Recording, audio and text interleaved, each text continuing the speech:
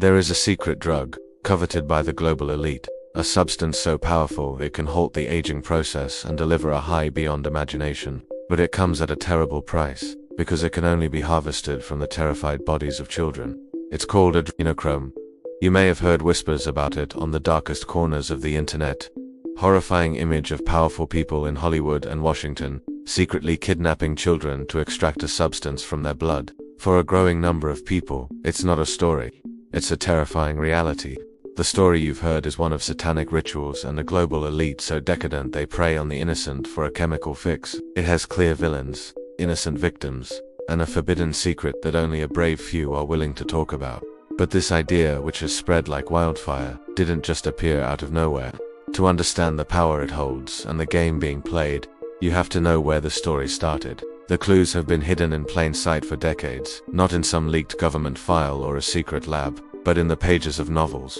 The first hint appeared in 1962, in Anthony Burgess's novel, A Clockwork Orange. A version of the drug called Adrenochrome is mentioned as one of the substances the characters mix into their milk before a night of chaos. But the idea truly took hold in 1971, in the book Fear and Loathing in Las Vegas, by Hunter S. Thompson. In one of the book's most famous scenes, a character presents a vial of a mysterious substance called Adrenochrome.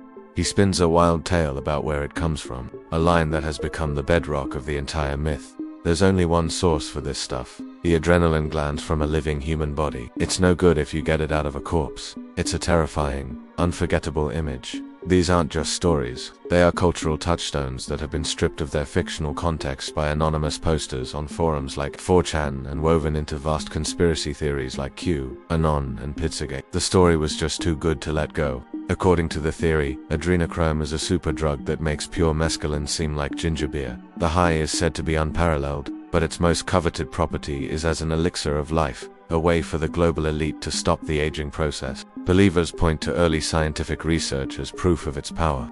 Back in the early 1950s, two psychiatrists, Abram Hoffer and Humphrey Osmond, proposed what they called the adrenochrome hypothesis. They theorized that schizophrenia might be caused by a buildup of adrenochrome in the brain. In a few small-scale studies, they even reported that it caused mild psychotic reactions and hallucinations. Proponents of the conspiracy claimed this research was the beginning of the cover-up. The moment the scientific community realized how powerful this substance was and decided to bury the truth. It's a terrifying, compelling story, and it's exactly what some people want you to believe. But it completely falls apart under even basic scrutiny. First, let's go back to the source. The idea of adrenochrome as a wonder drug wasn't a leak. It came from the chaotic mind of Hunter S. Thompson, the creator of gonzo journalism, a style that intentionally blurs the line between fact and fiction. Thompson himself admitted he just invented the lurid details. Terry Gilliam, the director of the film adaptation, has also confirmed the whole thing was a fictional device to amplify the book's themes of paranoia and excess. It was never a documentary. It was a joke from a notorious provocateur. Second, the chemical itself is profoundly, almost disappointingly, boring. Adrenochrome is a real chemical compound, but it is simply a byproduct created when adrenaline oxidizes. Think of an apple turning brown when you leave it out. In the medical world, adrenochrome is actually used for something remarkably ordinary, stopping blood. A derivative called Carbazochrome is used in surgeries to promote clotting. It's not an elixir of youth. It's a glorified bandage in liquid form. If the global elite were using it, they wouldn't be staying young, they'd just be very good at not having nosebleeds. It can be easily and cheaply synthesized in a laboratory and has been since at least 1952. It's commercially available from chemical suppliers. A gram costs less than a decent pair of shoes. It's not a controlled substance because it has no significant psychoactive or rejuvenating effects. And that adrenochrome hypothesis from the 1950s, it was heavily criticized. Other scientists were never able to replicate the results, and the theory was ultimately debunked and abandoned by the mainstream scientific community. So, if the drug is fake and the chemical is boring, what is the real conspiracy? It's how a work of fiction became the perfect cover for a centuries-old playbook of control. The adrenochrome myth is a weapon, and it serves three sinister functions: distraction, discrediting, and division. Asterisk. Distraction. Real corruption is often boring, involving complex tax loopholes and regulatory capture. A story about a secret cabal drinking children's blood is far more engaging. While everyone's attention is on this grotesque fantasy, real-world issues get ignored. Asterisk.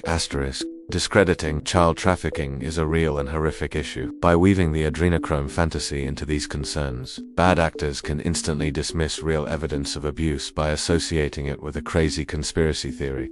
The fantasy poisons the well for the reality, protecting actual criminals by wrapping their crimes in a cloak of absurdity. Division, most importantly. This is the oldest play in the book. The Adrenochrome story is a modern version of a vile, ancient lie known as blood libel. For centuries, this lie was used to incite hatred and violence by accusing a minority group of kidnapping and murdering children, to use their blood in secret rituals.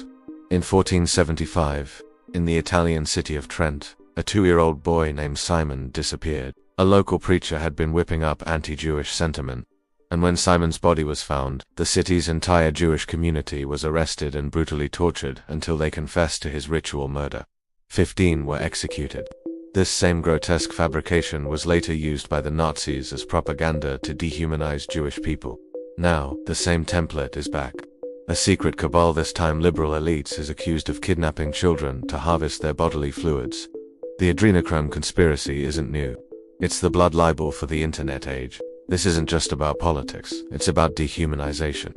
History shows us that when you convince a population that their neighbors or leaders aren't just wrong, but are literally monsters who eat children, you remove the need for debate. You replace disagreement with holy war. That is the ultimate goal of the Adrenochrome narrative, to make compromise impossible.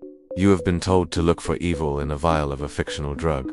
You've been told the enemy is a cartoonish supervillain. This is a purposeful misdirection. The real conspiracy isn't a substance, it's a strategy. It's the deliberate use of lies to distract you from real corruption, to discredit real investigations into horrific crimes, and to divide us against each other using the oldest and most hateful myths in human history.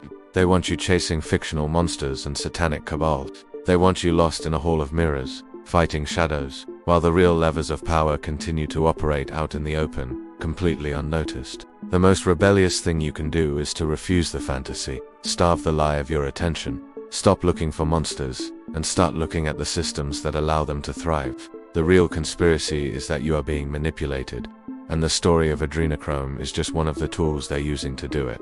The monsters aren't in the shadows, they're in the algorithm, and the only way to beat them is to turn on the lights. If you want to keep exploring the systems of control that shape our world, instead of the fictions designed to distract us, please consider liking this video and subscribing to the channel. The greatest weapon against disinformation is a commitment to the facts, no matter how complicated they are. Focus on the facts, and always follow the money, not the myth.